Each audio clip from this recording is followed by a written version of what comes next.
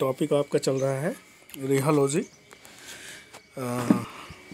In this we have already discuss definition and some terminology, advantages and their disadvantages, application.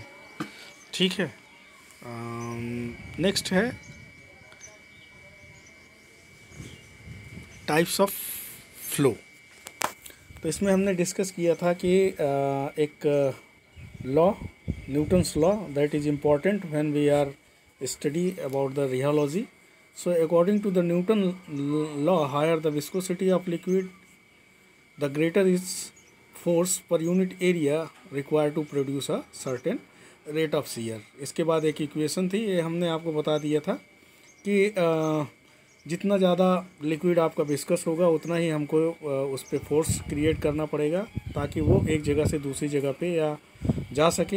एक rate of shear means दर किस rate से movement of liquid from one place to another place, हम आप discuss कर चुके हैं। उसके बाद इसमें दो तरीके के हमने फ्लो डिस्कस किया था। First one is the Newtonian flow. Newtonian flow that obey the Newton's law is known as the Newtonian flow. Newton's law of flow को जो फॉलो करते हैं उसको न्यूटोनियन फ्लो कहते हैं। और न्यूटोनियन फ्लो को हम मीन्स एक ग्राफ के हिसाब से इसको मीन्स सेटिस्फाई कर सकते हैं कि जैसे आपका शियर स्ट्रेस और रेट ऑफ शियर, इनके बीच में अगर हम ग्राफ प्लॉट करें तो अगर हमको स्ट्रेट लाइन मिलती है, मीन्स एक सीधी लाइन मिलती है, तो that liquid follow the Newton's law of flow. वो आपके न्यूटोनियन फ्लो को फॉलो करेंगे और न्यूटन्स लॉ को भी फॉलो करेंगे। ठीक है। तो जो न्यूटन्स लॉ ऑफ फ्लो को फॉलो कर देते हैं ऐसे liquid, that is known as the Newtonian flow. Newtonian flow उस लिक्विड को बोला जाता है जो कि न्यूटन्स लॉ ऑफ फ्लो को फॉलो करते हैं। तो इसमें आपके लेस विस्कस, जो जिनकी विस्कोसिटी होती ही नहीं है, वाटर, क्लोरोफॉर्म, कैस्टरॉल, इथाइल अल्कोहल, ये सारे जो होते हैं आपके न्यूटोनियन फ्लो। तो हम अगर शियर स्ट्रेस और रेट ऑफ शियर के बीच में ग्राफ प्लॉट करें तो हमको एक अगर सीधी रेखा मिल जाती है तो वो होता है आपका Newtonian flow. And in other hand non Newtonian flow that do not obey the Newton's law of flow, ऐसे लिक्विड जो कि न्यूटन्स लॉ ऑफ फ्लो को फॉलो नहीं करते हैं उनको हम कंसीडर करते हैं नॉन न्यूटोनियन फ्लो। तो अगर हम शियर स्ट्रेस और रेट ऑफ शियर के बीच में ग्राफ प्लॉट करें, अगर हमको एक स्ट्रेट लाइन नहीं मिलती है तो ऐसे लिक्विड क्या होते हैं आपके नॉन न्यूटोनियन फ्लो को फॉलो करते हैं। तो इसमें आपके जो विस्कस लिक्विड हैं, मीन सेमी सॉलिड या बाइफेजिक लिक्विड जो होते हैं, all this consider to be non Newtonian flow type of liquid. तो ये जितने भी आपके suspension, emulsion, ointment, they are follow the non Newtonian flow. ठीक है। they does not follow the follow the Newton's law of flow. ये Newton's law of flow को follow नहीं करते हैं, so they all are considered as a non Newtonian flow. तो इनको हम नॉन न्यूटोनियन फ्लो बोलते हैं। और नॉन न्यूटोनियन जो सिस्टम होता है, ये इसमें आपके तीन तरीके के फ्लो होते हैं। First one is the plastic flow, second one is the pseudoplastic flow and third one is the dilatant flow. Plastic flow, pseudoplastic flow, dilatant flow. तो ये जितने आपके मीन्स फ्लो हैं, प्लास्टिक फ्लो हम किसको बोलेंगे, स्यूडोप्लास्टिक फ्लो किसको बोलेंगे और डायलेटेंट फ्लो किसको बोलेंगे, तो इसको एक ग्राफिकल मेथड से यहाँ पे समझाया गया है कि इनके बीच में मीन्स शियर स्ट्रेस और शियर रेट के बीच में अगर हम ग्राफ प्लॉट करते हैं तो जाहिर सी बात है कि they doesn't follow the Newton's law of flow. तो इसमें आपको स्ट्रेट लाइन मिलेगी नहीं एंड ये मल्टीपल पॉइंट लिक्विड होते हैं। मतलब कि एक जगह पे अगर आप इस पर कोई फोर्स अप्लाई करेंगे तो वहाँ पे कुछ और मूवमेंट होगा, दूसरी जगह पे आप अप्लाई करेंगे तो वहाँ पे उस पर कुछ और मूवमेंट होगा। तो इनकी विस्कोसिटी जो होती है, मतलब कि due to viscous in nature, ये मल्टीपल पॉइंट कंसीडर किए जाते हैं। इनको एक जगह पे आप मतलब कि मीन्स शियर स्ट्रेस अप्लाई करेंगे तो ये थोड़ा सा फ्लो करेंगे, फिर शियर स्ट्रेस अप्लाई करेंगे, फिर थोड़ा फ्लो करेंगे। और न्यूटोनियन फ्लो में क्या होता है कि ये आपके सिंगल पॉइंट लिक्विड होते हैं। तो सिंगल पॉइंट में एक आपने एक फोर्स अप्लाई कर दिया तो वो अपना बहना शुरू कर देते हैं। ठीक है। तो मल्टीपल पॉइंट्स का मतलब कि जो विस्कोसिटी होगी आपकी जगह जगह पे अलग अलग होगी, तो वो मल्टीपल पॉइंट्स टाइप के लिक्विड होते हैं। और जो न्यूटोनियन होते हैं means that obey the Newton's law of flow, तो उनका जो भी आपका विस्कोसिटी होगी वो एक तरीके की होगी। किसी भी पॉइंट पे आप चेक करेंगे तो आपको एक तरीके की विस्कोसिटी मिलेगी। ठीक है, तो ये plastic flow, pseudo plastic flow, dilatant flow, ये आपके जो भी विस्कस लिक्विड हैं, विस्कस प्रिपरेशन है उसमें देखने को मिलती है, तो इसको हम कंसीडर करते हैं। तो सबसे पहले first one is the plastic flow. तो प्लास्टिक फ्लो, तो इसमें जो आपका मीन्स कर्व है जो कि हमने शियर स्ट्रेस और रेट ऑफ शियर के बीच में प्लॉट किया है, तो इसमें देखिए इसमें होता क्या है, in which curve does not pass through the origin. तो पहला नंबर तो जो आपका कर्व होगा वो आपका ओरिजिन से पास नहीं होगा। And this type of substances behave initially elastic body and fails to flow when less amount of stress is applied. और जो प्लास्टिक फ्लो को फॉलो करते हैं ऐसे सब्सटेंसेस जो होते हैं, जब हम इन पे शियर स्ट्रेस अप्लाई करते हैं तो ये शुरू में इलास्टिक बॉडी के तरीके बिहेव करते हैं, मीन्स उस पर इलास्टिक की तरीके से उनका फ्लो होगा। ठीक है, as the increase the shear stress, तो जैसे जैसे उस पर हम शियर स्ट्रेस अप्लाई करते हैं, मीन्स फोर्स अप्लाई करते हैं, leads to the non linear, तो ये एक नॉन लीनियर की तरीके से बहना शुरू करते हैं। इनका फ्लो जो होगा एक नॉन लीनियर की तरीके से इंक्रीज होगा, तो ये सर्टेन रेट ऑफ शियर की तरफ मतलब कुछ दूरी मूवमेंट तय करेंगे। But after that curve is linear, तो जैसे जैसे हमने इस पर क्या किया, स्ट्रेस अप्लाई किया, ये थोड़ी देर नॉन लीनियर रहा, और जैसे जैसे शियर स्ट्रेस बढ़ता गया तो ऐसे शियर रेट बढ़ता गया, वैसे वैसे वो आपका कर्व लीनियर की तरफ बढ़ गया। ठीक है, मतलब कि सीधी रेखा की तरफ बढ़ गया। And the linear portion extrapolated intercept at the x-axis and this point is called as the yield value। तो हमने क्या किया कि जो आपका मीन्स जो जहाँ से ये लीनियर हुआ था उसको हमने एक्सट्रापोलेट किया एक्स एक्सिस पे, और जो आपको वो पॉइंट मिला that is known as the yield value। And the curve represent plastic flow, such material are called as the Bingham body. तो जो प्लास्टिक फ्लो को फॉलो करते हैं ऐसे मटेरियल को हम क्या बोलते हैं, Bingham bodies. And Bingham body does not flow until the shearing stress is corresponding to the yield value exceeded. मतलब कि बिंघम बॉडी टाइप के जो आपके लिक्विड होते हैं, जब तक कि उनसे यील्ड वैल्यू नहीं आती तब तक वो अपना फ्लो करना शुरू नहीं करते हैं, और जैसे ही यील्ड वैल्यू मिलती है उसके बाद ये आपका कर्व क्या हो जाता है, लीनियर हो जाता है। So yield value is important property of certain dispersion and the reciprocal of the mobility is the plastic viscosity. जो मोबिलिटी होती है उसका रेसिप्रोकल मतलब 1 मोबिलिटी इक्वल टू होता है plastic viscosity, reciprocal of the mobility. तो ये जो आपके एग्जाम्पल हैं इसमें, जैसे कि हम देखें तो इसमें कौन कौन से ऐसे एग्जाम्पल हैं जो कि प्लास्टिक फ्लो को फॉलो करते हैं। तो इसमें zinc oxide in mineral oil, certain paste, paint and ointment, ये एग्जाम्पल हैं जो कि प्लास्टिक फ्लो को फॉलो करते हैं। तो so plastic flow shows Newtonian flow of above the yield value, और यील्ड वैल्यू के बाद तो जो भी प्लास्टिक फ्लो होता है आपका न्यूटोनियन फ्लो में कन्वर्ट हो जाता है। तो यहाँ पे मीन्स ये देखिए आपका जो एक कर्व है इस पर हम आपको बताते हैं। यहाँ पे ये देख लीजिए आपका ये कर्व है। कर्व को हमने यहाँ पे रेट ऑफ शियर और ये शियरिंग स्ट्रेस के बीच में एक ग्राफ प्लॉट किया है।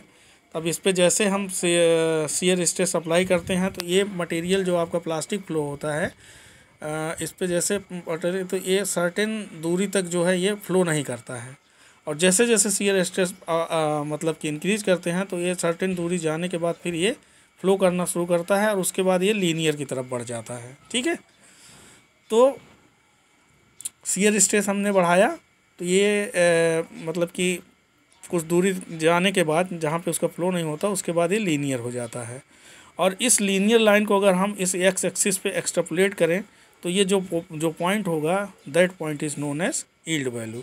सो above the yield value the flow becomes to the Newtonian flow.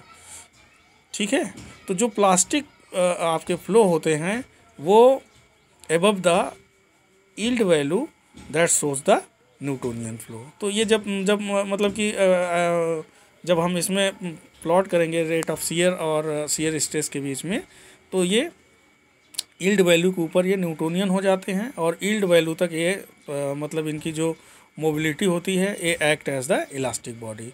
तो इस तरीके के जो भी आपके मटेरियल हैं जिनमें प्लास्टिक फ्लो देखने को मिलता है, वो शुरू में मतलब कि फ़्लो नहीं करते हैं, और जैसे स्ट्रेस आप उस पर अप्लाई करेंगे तो ये थोड़ी दूरी जाने के बाद फिर ये फ़्लो करना शुरू करते हैं और उसके बाद ये लीनियर हो जाते हैं। तो above the yield value that plastic flow follow the Newtonian flow. ठीक है ना। तो इस तरीके से इनका जो एग्जांपल दिया गया था वो आपका जिंक ऑक्साइड मिनरल ऑयल है, सर्टेन पेस्ट हैं, ठीक है, और पेंट एंड ऑइंटमेंट है, पेंट एंड ऑइंटमेंट। तो इस तरीके के जो भी आपके प्रोडक्ट हैं that follow the plastic flow, उनको हम प्लास्टिक फ्लो बोलते हैं। और देखिए यहाँ पे दिया गया है plastic flow explained by the flocculated particle in the concentrated suspension ointment paste and gel. तो जो फ्लोकुलेटेड पार्टिकल होते हैं concentrated suspension ointment paste and gel में, उसको यहाँ पे कंसीडर किया गया है। देखिए ये फ्लोकुलेटेड पार्टिकल हैं that is exist as a network like structure. उसके बाद ये जब इस पर हम मीन्स शियर स्ट्रेस अप्लाई करते हैं तो ये कुछ दूर तक ऐसे ही रहते हैं, act as a elastic body. और जैसे ही यील्ड वैल्यू आती है ये देखिए ये पार्टिकल आपके डिस्क्रीट हो गए, अलग अलग हो गए।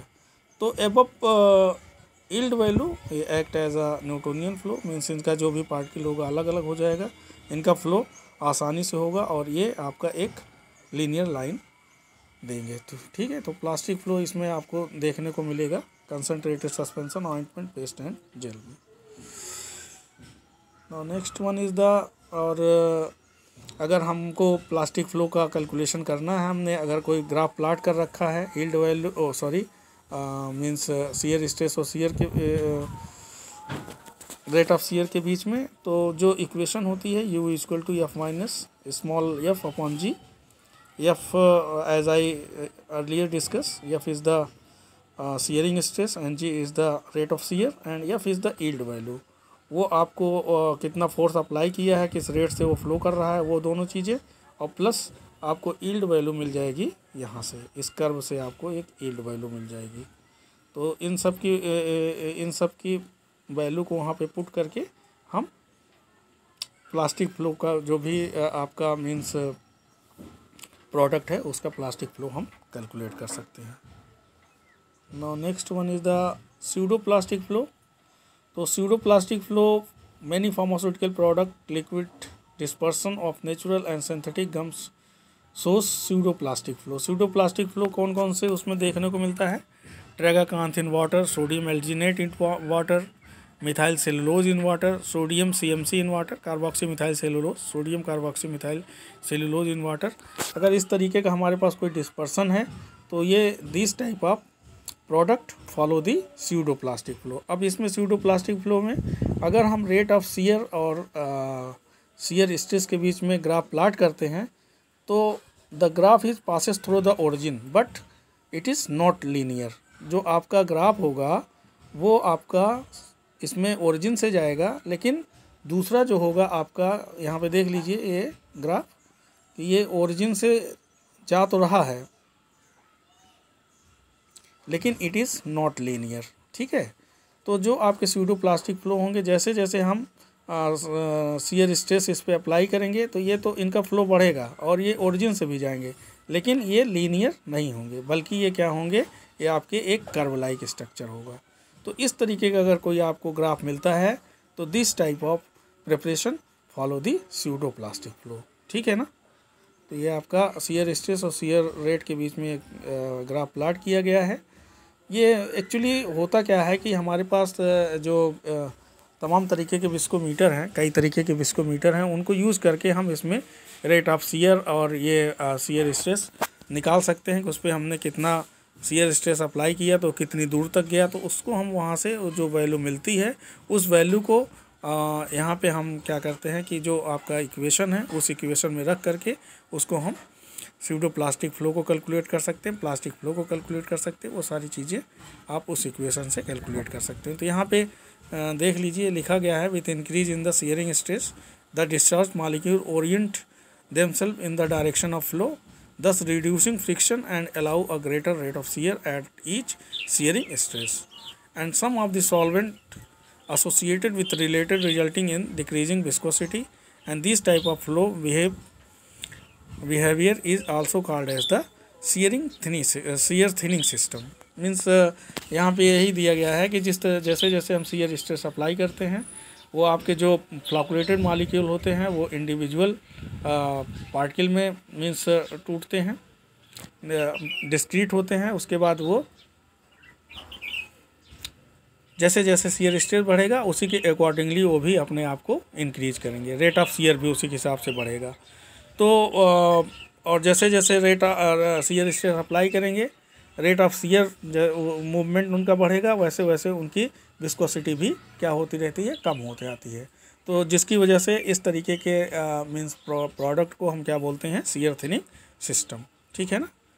तो ये आपका ग्राफ है, इसमें आप इसको देखिएगा। इसके अलावा ये यहाँ पे स्यूडोप्लास्टिक कंसीडर किया गया है वो आप यहाँ देखिए। Pseudoplastic flow can be explained by long chain molecule polymer. अगर आपके पास कोई पॉलीमर है तो ये यहाँ पे polymer long chain with the water molecule, ये देखिए आपके पॉलीमर हैं, इसमें वाटर मॉलिक्यूल जो हैं ये आपके जो भी पार्टिकल है दैट इज़ एसोसिएटेड, इसके साथ जुड़े हुए हैं। ठीक है। और जैसे ही इस पर shear स्ट्रेस अप्लाई किया ये वाटर मॉलिक्यूल अलग हो गए और जो आपका पॉलीमर था वो आपका अलग हो गया। ठीक। जिसकी वजह से इसका जो आपका जैसे जैसे स्ट्रेस अप्लाई करेंगे वैसे वैसे इसका फ्लो बढ़ेगा, लेकिन साथ साथ इसकी विस्कोसिटी भी डिक्रीज होगी। ठीक है। तो दिस टाइप ऑफ लिक्विड और this type of product that may be follow the pseudoplastic flow. और इसका जो इक्वेशन है यहाँ पे देख लीजिए कि इक्वेशन जो यहाँ पे दिया गया है F to the power n equal to eta into G, ये इक्वेशन है आपका। F to the power n equal to eta into G. F to the power n is the number of given exponent, जितना उस पर आप exponent देते हैं। इसके अलावा एक्सपोनेंट मीन्स जो वेरिएबल्स होते हैं। ठीक है।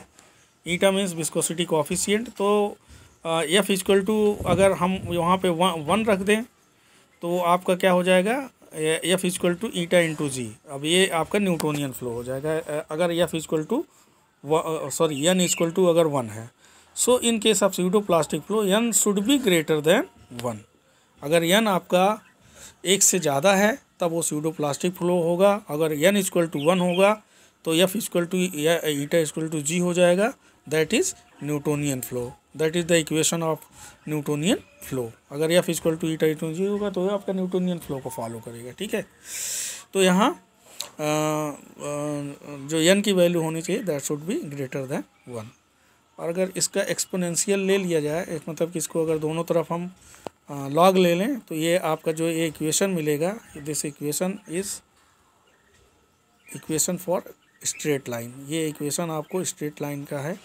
इसको अगर हम दोनों तरफ लॉग ले लें तो लॉग लेने के बाद एक आपको इक्वेशन मिलेगा जो कि that gives the straight line. Equation follow करता है स्ट्रेट लाइन को। सो यहाँ सेटिस्फाई होता है कि अगर F इक्वल टू हम मीन्स अगर 1 रखते हैं तो वो न्यूटोनियन फ्लो को फॉलो करेगा, और F is a greater than तो वो आपका स्यूडोप्लास्टिक फ्लो होगा। ठीक है। Now next one is the dilatant flow.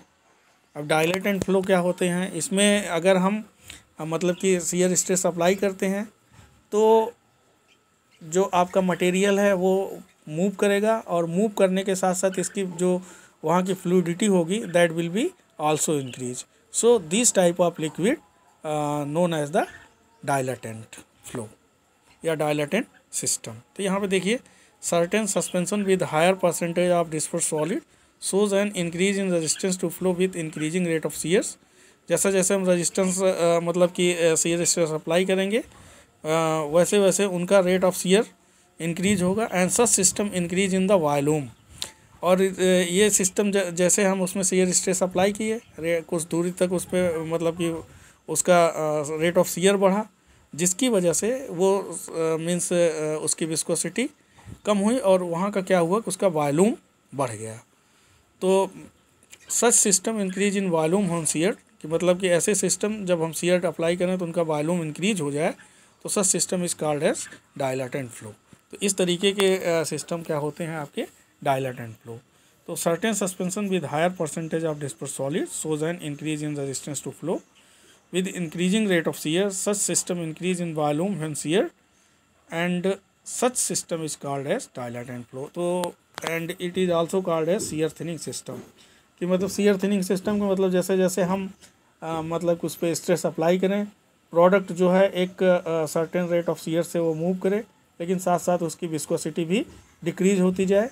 और यहाँ पे जो डायलेटेंट अगर फ्लो होगा तो विस्कोसिटी डिक्रीज होने के साथ साथ उसका वॉल्यूम भी क्या हो जाएगा, बढ़ जाएगा। ठीक है, तो अगर वॉल्यूम बढ़ जाता है विथ इंक्रीजिंग शियर, तो this type of system follow the dilatant flow.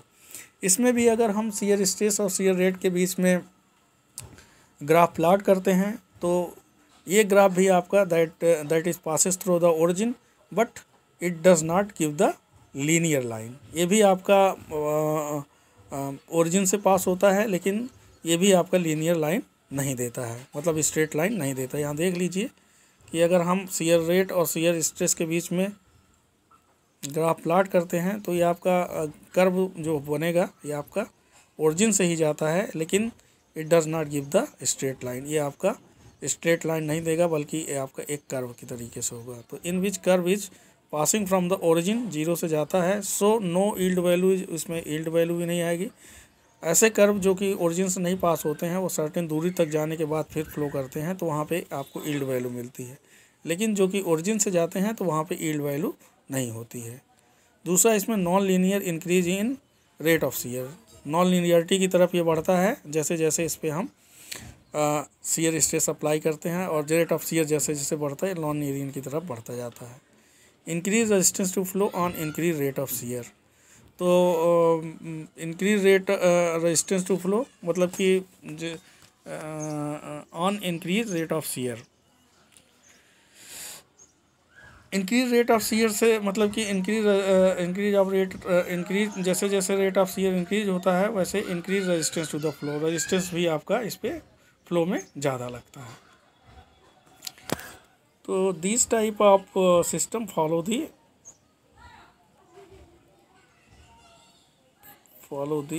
Dilatant flow. इसका एग्जांपल जो है आपका एग्जांपल यहाँ पे दे रखा है कि इसमें एग्जांपल क्या क्या हो सकता है। तो एग्जांपल यहाँ पे एक तो आपका सस्पेंशन होता है, ठीक है, यहाँ देखिए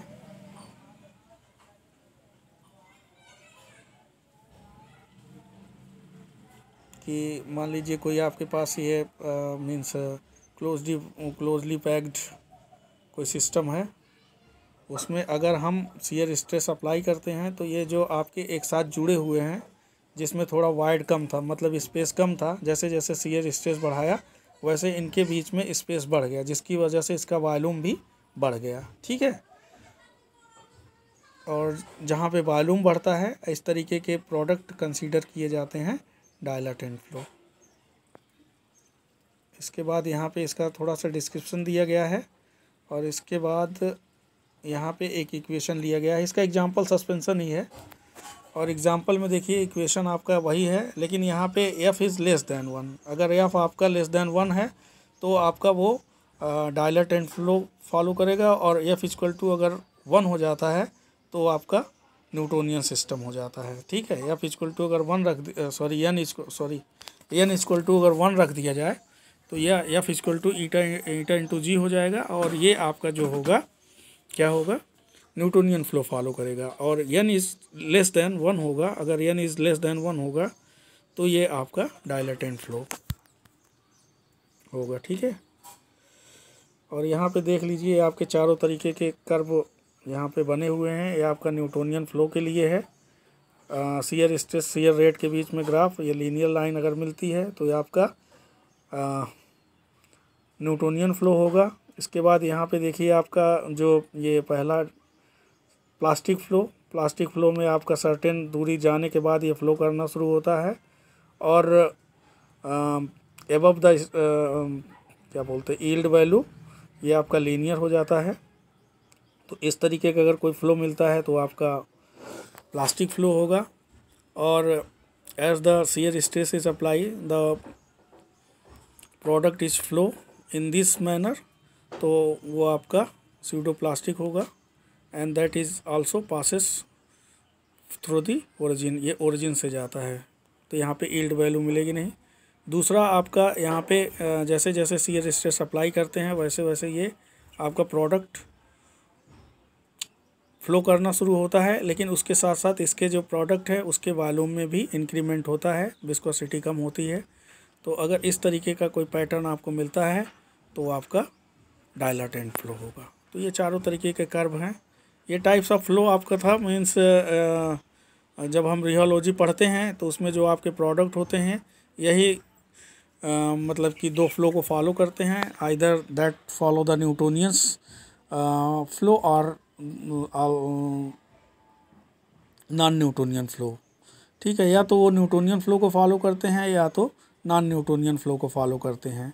तो जितने आपके लेस विस्कस जो आपके पानी के तरीके के प्रोडक्ट हैं वो आपके न्यूटोनियन फ्लो फॉलो करते हैं, न्यूटोनियन फ्लो को कंसीडर किया जाता है। और जो आपके विस्कस हैं, सेमी सॉलिड हैं, वो आपके नॉन न्यूटोनियन फ्लो को फॉलो करते हैं। और वो आपके तीन तरीके के होते हैं, एक तो प्लास्टिक, स्यूडो प्लास्टिक, एंड तीसरा होता है आपका डायलाटेंट फ्लो। जो आपका प्लास्टिक फ्लो होगा वो इनिशियली जब हम शियर स्ट्रेस अप्लाई करते हैं तो वो इनिशियली जो है रेजिस्टेंस क्रिएट करता है फ्लो करने में, लेकिन सर्टेन दूरी जैसे जैसे स्ट्रेस बढ़ता है वो सर्टेन दूरी जाने के बाद फिर वो फ्लो करना शुरू होता है और एक स्ट्रेट लाइन देता है। और स्ट्रेट लाइन को अगर हम एक्स एक्सिस पे एक्सट्रापोलेट करें तो वो पॉइंट आपका कहलाता है यील्ड वैल्यू। तो यहाँ पे above yield value that system become the Newtonian. ठीक है, तो यील्ड वैल्यू के बियॉन्ड जो भी आपका फ्लो होगा वो न्यूटोनियन फ्लो को फॉलो करेगा। और इस तरीके के सिस्टम जो होते हैं उनको हम भिंगम बॉडी बोलते हैं। भिंगम बॉडी का मतलब ऐसे सिस्टम जो कि यील्ड वैल्यू के बाद लीनियर हो जाते हैं। ठीक है, दूसरा जो है आपका स्यूडो प्लास्टिक है। इसमें जो आपका कर्व होगा शियर स्ट्रेस और रेट ऑफ शियर के बीच में वो आपका ओरिजिन से जाएगा, इसलिए यहाँ पे यील्ड वैल्यू नहीं होगी। और जैसे जैसे शियर स्ट्रेस अप्लाई करेंगे वैसे वैसे वो आपका means product certain rate of shear से वो कुछ दूरी निश्चित करेगा। और इसमें जैसे जैसे आप इस पर स्ट्रेस बढ़ाएंगे वैसे वैसे इसकी विस्कोसिटी भी कम होती जाती है, तो इसलिए इसको शियर थिनिंग सिस्टम भी बोलते हैं। इसी तरीके से आपका डायलाटेंट फ्लो है। डायलाटेंट फ्लो में जब हम शियर स्ट्रेस और शियर रेट के बीच में ग्राफ प्लॉट करते हैं तो ये भी आपका ओरिजिन से जाता है, तो इसमें भी आपका मीन्स यील्ड वैल्यू नहीं मिलेगी, लेकिन जैसे जैसे हम स्ट्रेस अप्लाई करेंगे ये आपका फ्लो करना शुरू होगा। और फ्लो करने के साथ साथ इसकी जो आपका वॉल्यूम होगा उसके वॉल्यूम में इंक्रीमेंट होगा। तो so this system is also known as shear thinning system, कि जैसे जैसे इस पर हमने शियर स्ट्रेस अप्लाई किया वैसे वैसे इसकी विस्कोसिटी कम होने के साथ साथ इसकी वॉल्यूम भी बढ़ गया, उसका वॉल्यूम में इंक्रीमेंट हो गया। तो इस तरीके का अगर आपका कोई प्रोडक्ट है तो वो आपका डायलाटेंट फ्लो को फॉलो करता है। और बाकी इक्वेशन जो आपको दी गई F to the power N equal to eta into G, अगर आपका स्यूडो प्लास्टिक फ्लो है तो उसमें एफ इज़ ग्रेटर देन 1 होना चाहिए, और डायलाटेंट फ्लो है तो एफ इज़ लेस देन 1 होना चाहिए। सॉरी, एफ कह रहे हैं हम, एन इज़ ग्रेटर देन 1 और एन इज़ लेस देन 1। ठीक है, अगर एन इक्वल टू 1 रख देते हैं तो वो इक्वेशन आपका स्ट्रेट मतलब कि न्यूटोनियन फ्लो का हो जाता है, तो वो आपको न्यूटन्स लॉ ऑफ फ्लो को फॉलो करेगा। ठीक है, तो इसमें एग्जांपल भी हमने आपके न्यूटोनियन नॉन न्यूटोनियन फ्लो के एग्जांपल भी इसमें हमने कंसीडर किए हैं, उसको आप देखिएगा और ये आप 3 तरीके के फ्लो को पढ़िएगा। ठीक है, आगे फिर देखते हैं इसमें कौन सा टॉपिक है।